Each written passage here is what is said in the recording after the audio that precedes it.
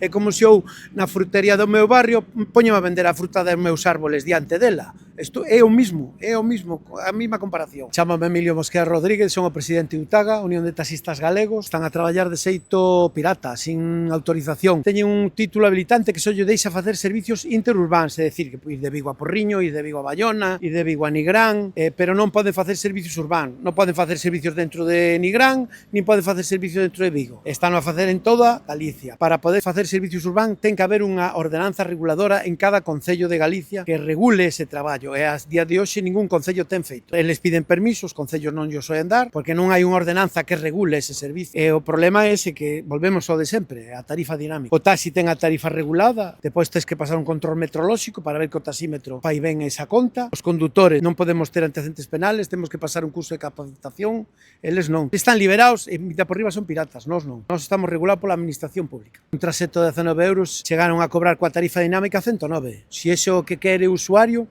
é o dono das súas decisións, e nós respetamos sempre o usuario, vivimos do usuario, pero se iso lle parece ben, é unha decisión deles, non nos. De Vigo, dentro dos concellos de Galicia, o que está a actuar de un xeito formidable, non? Un apoio por parte do alcalde a favor da marca taxi, abrir expedientes sancionadores e inmobilizar vehículos porque están a traballar de xeito ilegal. Non é cuestión de convivencia, é cuestión de respetar a legalidade vixente. A legalidade vixente di que para poder facer servicios urbanos tens que ter unha autorización, non a teñen. Están a traballar dese xeito. E ainda por riba, tarifa dinámica.